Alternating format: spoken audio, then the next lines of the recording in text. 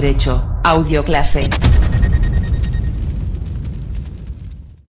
Entramos en los minutos finales del mundo del derecho, que van a estar centrados en un breve análisis de la estructura y contenidos de los delitos dolosos de homicidio y asesinato tipificados en los artículos 138 y siguientes del Código Penal. Por ello, el último invitado que nos acompaña es Alfonso Serrano Maillo, profesor titular de Derecho Penal. Buenos días y bienvenido. Muchas gracias. ¿Cómo se estudian estos delitos? ¿Hay que seguir algún esquema?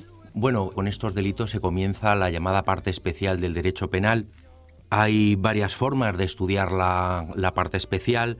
No me puedo detener en los detalles, pero podemos hablar de la exegética o de la tópica y también de la sistemática, que es el proceso, la estrategia que vamos a seguir nosotros en toda esta parte especial. Es decir, de lo que se trata es de aplicar un sistema, que es un sistema que muchos de los alumnos han estudiado ya en la llamada parte general del derecho penal, y ese esquema se trata de aplicar o se aplica para cada una de las formas delictivas que se tipifican en el Código Penal. Es decir, es un esquema que sigue la idea de que el delito es una conducta típica, antijurídica y culpable, y por tanto este esquema, como vamos a ver en el ejemplo ahora del homicidio y del asesinato, pues se aplica a todas las figuras. Es decir, lo que se recomienda es que el alumno conozca el derecho positivo, es decir, cómo el Código Penal describe cada una de las conductas típicas, cada una de las conductas delictivas, cada uno de los delitos, y tratar de aplicar este esquema, es decir, cuál es la conducta que se describe en ese caso, por ejemplo, una omisión, una acción, que generalmente va a ser el caso, cuál es cómo se describe, que es la parte relativa a la tipicidad, y luego si existen problemas de antijuricidad, de culpabilidad en relación con la concurrencia, pues por ejemplo, con la concurrencia de circunstancias atenuantes o agravantes, problemas de autoría, problemas de participación, de ejecución, etcétera, ¿no? Y creo que la exposición que voy a hacer pues va a tratar de ceñirse a este esquema.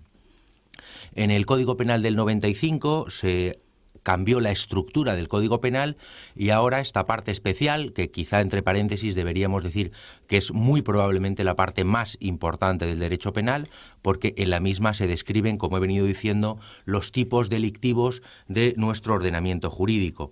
Bueno, pues en el Código del 95 se cambió la estructura y ahora se comienza por los delitos que protegen el bien jurídico que se considera más importante, como es el bien jurídico vida, y dentro de estos pues encontramos el homicidio y otras formas de homicidio, o quizá, como veremos, otros delitos sui generis que también protegen la vida individual, ¿no? La vida individual independiente. El homicidio, como digo, el bien jurídico que se protege es la vida humana independiente. Naturalmente, la vida viene defendida, viene protegida por distintas normas, no solamente nacionales, como es por supuesto el caso de la Constitución, sino también en tratados internacionales. Desde un punto de vista de la fenomenología criminal o criminológica, podemos decir que la tasa de homicidios y asesinatos que hay en España es relativamente baja en comparación con los países de nuestro entorno. La frecuencia de homicidios y asesinatos desde hace bastantes años ronda los 1000 y algún eventos, ¿no? Lo cual, como digo, pues es una tasa relativamente baja en comparación con los países de nuestro entorno. El homicidio, bueno, pues lo primero que naturalmente, el primer problema que nos presenta es cuándo comienza la vida humana y cuándo termina, ¿no? La vida humana independiente, en el sentido de que no se depende de otra persona, como es el caso del feto o del nasciturus, ¿no? Bueno, respecto al comienzo de la vida humana, la doctrina ha manejado distintos criterios, pero quizá la posición más asumible es que por persona nacida se entiende aquella que está separada del claustro materno. Esa sería la diferencia que marcaría el caso del homicidio de los delitos en su caso de aborto. Es decir, cuando el feto o el bebé está separado del vientre materno, del claustro materno, a partir de ese momento ya se puede cometer un homicidio, mejor dicho, la privación de libertad es un homicidio, y también se presenta el problema del bebé que está naciendo, que está en el proceso de nacimiento. En fin, aquí hay también alguna discusión, pero en términos generales puede decirse que cuando la acción tiene lugar sobre la parte que ha salido fuera del cuerpo de la madre, del claustro materno, eso ya es constitutivo de un delito de homicidio o de asesinato en su caso. ¿Tienen que pasar las 24 horas? La respuesta es no. La respuesta es no. Esta es una regla que viene establecida en el artículo 30 del Código Civil, de acuerdo con el cual para los efectos civiles solo se reputará nacido el feto que tuviera figura humana y viviere, ahora sí, 24 horas enteramente desprendido del seno materno. Acabo de leer el artículo 30 del Código Civil, pero como vemos esa regla no se aplica en derecho penal. En derecho penal solamente es necesario, como digo, de acuerdo con la doctrina que aquí se mantiene, que exista una separación del vientre materno. El segundo problema que se nos presenta, y que este es más complicado todavía, es el de la finalización de la vida humana, cuando se considera que ha terminado la vida humana, porque por supuesto el derecho penal protege todas a las personas, incluso aquellas que están en un estado de salud precario. El caso, por supuesto, no es el caso de España, pero en aquellos países en los que hay pena de muerte, o cuando en España la ha habido, también el condenado a muerte que está a punto de ser ejecutado está protegido por las leyes penales, ¿no? Esta es una situación complicada, porque, claro, los avances de la medicina crean problemas en este punto, ¿no? En términos generales hay que recurrir a normas que están fuera del Código Penal. Concretamente, pues quizá merece la pena mencionar la Ley sobre extracción y trasplante de órganos y el Real Decreto por el que se regulan las actividades de obtención y utilización clínica de órganos humanos, etcétera, ¿no? Pues en su artículo 10 se recoge que para que pueda certificarse la muerte debe haberse confirmado el cese irreversible de las funciones cardiorrespiratorias o del cese irreversible de las funciones encefálicas. No puedo detenerme más en este punto, me remito al manual, pero lo que sí quiero destacar es que presenta algunas complejidades que no deben perderse de vista, ¿no? ¿Y cuáles son los elementos del homicidio y con qué pena está castigado? Bueno, el homicidio, como digo, está tipificado en el artículo 138 del Código Penal. Aquí solamente me voy a referir a las formas dolosas, concretamente al homicidio doloso y al asesinato. Y en el artículo 138 del Código Penal, que es con el que comienza la parte especial del Código, la llamada parte especial del Código, se tipifica que el que matare a otro será castigado como reo de homicidio, ¿no? Y está castigado con la pena de prisión de 10 a 15 años. Como hemos dicho, el bien jurídico protegido es la vida humana independiente, sujeto activo puede ser cualquier persona, aunque no siempre es el caso. Cuando en el Código Penal se comienza diciendo el que, suele querer decirse que es un delito común que puede realizar cualquier persona, aunque también hay supuestos de delitos especiales que comienzan con esa terminología. Por supuesto, sujeto pasivo puede ser cualquier persona.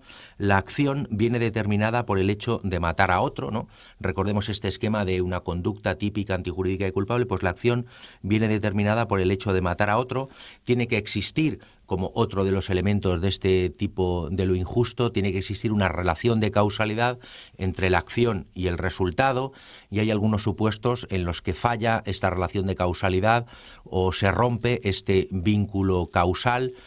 Por ejemplo, en aquellos supuestos en los que alguien hiere de gravedad a otra persona, pero fallece cuando es trasladado a un hospital en una ambulancia, o en aquellos supuestos en los que llega al hospital y por una mala práctica médica pues fallece, por ejemplo, mientras es intervenido jurídicamente. Aquí la doctrina habla de la ruptura del nexo causal, también se habla de criterios de imputación objetiva, etcétera, ¿no? Y es algo que hay que tener en cuenta. En el homicidio puede ser doloso, también puede ser cometido por imprudencia grave o por imprudencia leve, pero como anuncié, solo voy a referirme aquí a las formas dolosas.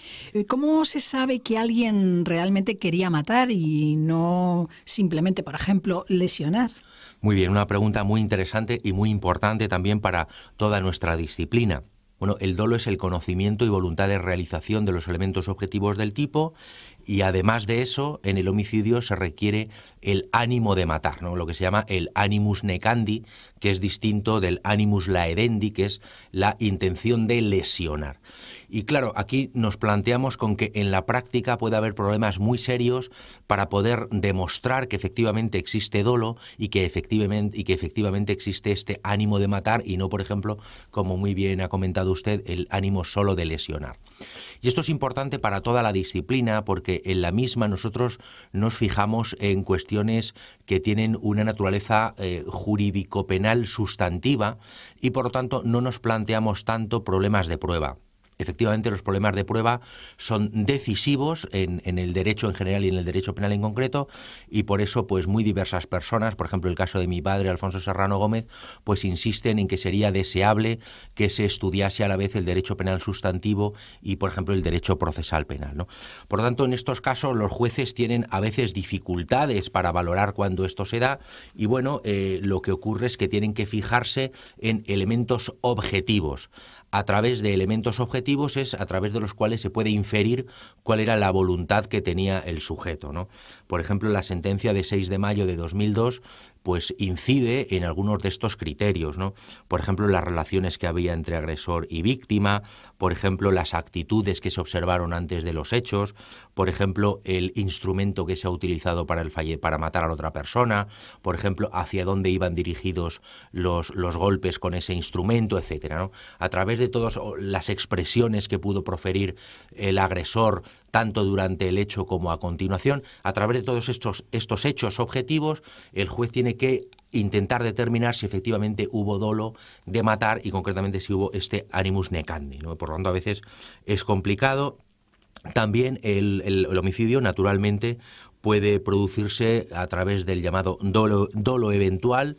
La teoría que por lo menos en la jurisprudencia es más seguida es la teoría del consentimiento, que son casos en los cuales una persona acepta la producción del resultado, ¿no? Como diría Frank, muera o no muera, yo voy a realizar la conducta, ¿no? El homicidio también puede producirse por omisión, concretamente por comisión por omisión, y aquí me tengo que referir al artículo 11 del Código Penal.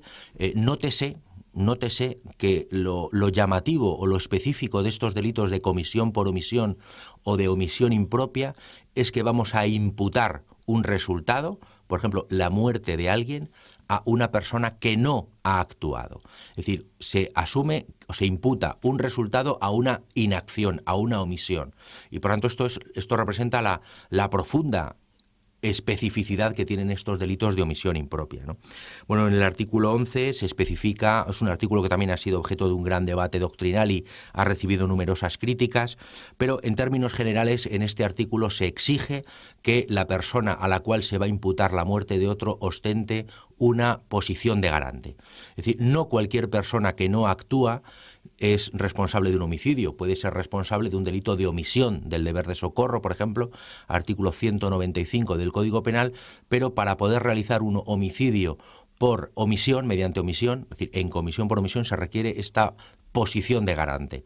Por ejemplo, en supuestos en los que hay una obligación legal o contractual, piénsese en el ejemplo típico de la madre que no alimenta al hijo. La madre tiene la obligación legal de atender, de alimentar al hijo pequeño. Si no lo hace, se le va a imputar la muerte del niño, pero en realidad la madre no ha actuado, no lo ha matado. Es decir, el verbo matar a otro evoca una acción. Aquí estamos en un supuesto de omisión impropia o de comisión por omisión y se hace responsable por homicidio a la madre que no ha actuado porque, sin embargo, ostentaba una posición de garante y además se dan los restantes requisitos que establece el artículo 11. El caso del socorrista, que no atiende a la persona que se está ahogando, el caso de la persona que ha creado un riesgo y no ha evitado, por ejemplo, la persona que enciende un fuego y con por lo menos dolo eventual de homicidio, pues deja el fuego se extiende y mata a personas. En realidad él no ha actuado, ha omitido, primero creó una fuente de riesgo, pero el motivo por el cual se le van a imputar las muertes de otras personas es por esta posición de garante que ocupaba en el bien entendido que él había creado de modo precedente una fuente de peligro.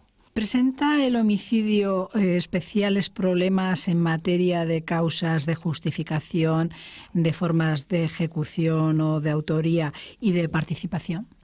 Bueno, como vemos, vamos siguiendo este esquema al que me referí en el principio y por eso le agradezco que haga esta pregunta. En términos generales, no existen especiales problemas de esta naturaleza en el homicidio y aquí, bueno, pues tengo que remitirme de nuevo a los manuales. Respecto de causas de justificación, es muy evidente que la legítima defensa cabe perfectamente, aunque a veces la jurisprudencia, y concretamente la jurisprudencia del Tribunal Supremo, ha sido reacia a aplicar esta circunstancia eximente, que es una causa de justificación, en estos casos y a menudo aprecia solamente la legítima defensa incompleta. Pero desde luego no cabe duda de que es aplicable la legítima defensa.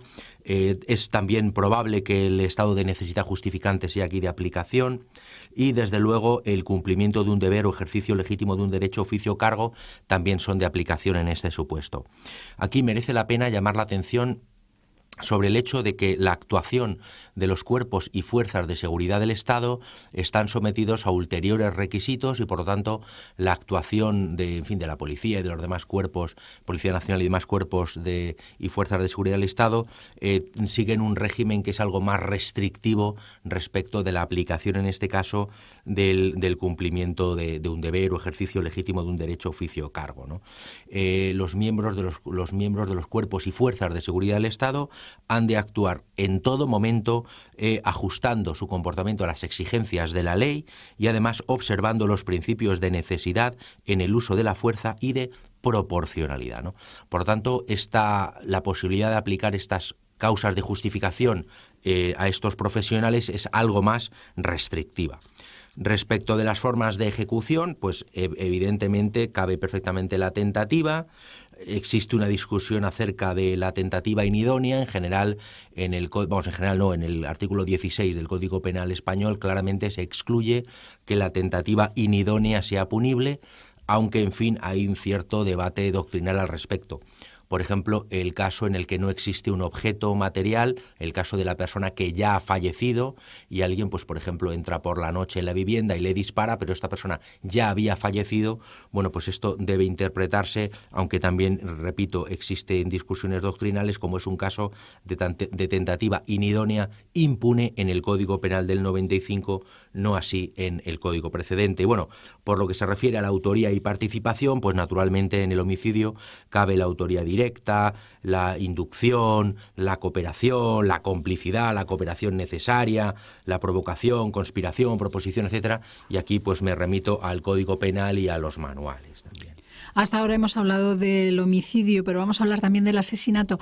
Pero antes una cuestión. ¿Cuál es la diferencia que existe entre el homicidio y el asesinato, profesor Serrano? Bueno, esta es una pregunta muy importante y que a menudo se debate en la sociedad española y puede haber un cierto desconcierto.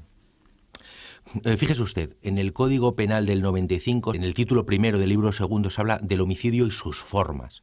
Esta es una forma de sugerir que el asesinato es una forma de homicidio, es un homicidio agravado. Sin embargo, como vamos a ver muy brevemente, es posible que este no sea el caso. Fundamentalmente, el asesinato es un homicidio en el cual se aprecian alguna de tres circunstancias agravantes que se especifican en el artículo 139 del Código Penal y que son la alevosía, el precio, recompensa o promesa y realizar, en este caso causar la muerte de otro, con ensañamiento, aumentando deliberada e inhumanamente el dolor del ofendido. Por lo tanto, si nosotros atendemos a este epígrafe del Código Penal, el asesinato es simplemente un homicidio en el cual concurre alguna de estas tres circunstancias. Alevosía hace referencia, alevosía tiene un origen histórico que hace referencia a una actuación aleve, traidora, pero que en la actualidad pues se refiere a supuestos en los que se realiza la acción, se realizan delitos contra la persona, en este caso contra la vida humana independiente, haciendo que la víctima difícilmente pueda defenderse. Precio, recompensa o promesa pues es algo más sencillo de entender, y con ensañamiento es cuando se hace para aumentar el dolor de la víctima y además se hace con ese ánimo, ¿no? Sin embargo, existe una discusión doctrinal acerca de cuál sea realmente la naturaleza jurídica del asesinato. Es decir, ¿realmente es solo una forma agravada de homicidio o es un delito distinto, sui generis, que tiene una naturaleza jurídica diferente, lo cual implica una serie de consecuencias decisivas, por ejemplo, en materia de participación, de concurso de circunstancias, de error, etcétera? Bueno, pues nosotros en el manual, nosotros defendemos, y en otras publicaciones, que es un delito sui generis, es un delito distinto, y esto se aprecia, por ejemplo, atendiendo a la especial gravedad de la sanción. El asesinato puede estar castigado con una pena de 15 a 20 años e incluso en el caso del asesinato agravado de 20 a 25, ¿no? Es decir, cuando concurre alguna circunstancia agravante nunca o casi nunca tiene un efecto tan agravatorio como en este caso. Fíjese usted además que el asesinato tiene una fuerte carga sociológica. La gente cuando se produce algún hecho de esta naturaleza no grita homicida, homicida, grita asesino, asesino. Y esto evoca algo que en el derecho penal contemporáneo está prohibido, es incompatible con nuestro derecho penal contemporáneo, que es un derecho penal del hecho, porque evoca elementos especiales de autor, ¿no? Y esto, como digo, es incompatible con el derecho penal contemporáneo, pero tal y como está recogido en el Código Penal, en el cual se recoge expresamente la palabra asesinato y se aplica una sanción tan grave, pues esto, como digo, sugiere una naturaleza diferente, ¿no? Por ejemplo, en las partidas, fíjese usted, se definía al asesinato como, mejor dicho, a los asesinos del modo que sigue. Asesinos son llamados una manera que ha de homes desesperados e malos, que matan a los homes a traición, de manera que non se pueden de ellos guardar. Es decir, este evoca este concepto sociológico al que vengo haciendo referencia y hace referencia o sugiere la existencia de una tipología distinta, que es incompatible con el derecho penal contemporáneo, pero que, atendiendo a la argumentación que yo he realizado aquí, sugiere que es posible que el asesinato, sea un delito sui generis, de una naturaleza diferente. Profesor Serrano, ya vamos a concluir porque acabamos con nuestro tiempo, pero una última cuestión y le ruego que sea lo más breve posible. ¿En qué consiste el llamado asesinato agravado? Bueno, en el artículo 140 del Código Penal se dice que cuando en un asesinato concurran más de una de las circunstancias previstas en el artículo anterior, repito, alevosía, precio, recompensa o promesa o con ensañamiento, etcétera, se impondrá la pena de prisión de 20 a 25 años. Es decir, si en el asesinato la pena es de 15 a 20 años de prisión, aquí puede ser de 20 a 25. Aquí existe una discusión doctrinal acerca de si en este caso deben apreciarse 2 o 3 circunstancias agravantes, y nuestra interpretación es que para la aplicación del artículo 140 del Código, es decir, para la aplicación de este asesinato agravado, tienen que concurrir las 3 circunstancias agravantes. En el bien entendido que se dice, repito el artículo 140, cuando en un asesinato, lo cual evoca la existencia ya o la apreciación de una de las circunstancias agravantes, concurran más de una de las circunstancias previstas, ¿no? Por tanto, esta es nuestra interpretación, es una interpretación que no es compartida por una parte importante de la doctrina, pero yo creo que si recurrimos a criterios, por ejemplo, de interpretación sistemáticos, es decir, atendiendo a la gravedad que tiene la pena en comparación con el homicidio simple, en fin, y otra serie de argumentos en los que no me puedo detener aquí, pues eso creo que acude a sustentar esta interpretación que hacemos. Realmente es un tema importante dentro del derecho penal, pero nosotros tenemos que acabar. Se nos ha acabado el tiempo. Profesor Serrano, muchísimas gracias y muy buenos días. Muchas gracias a ustedes.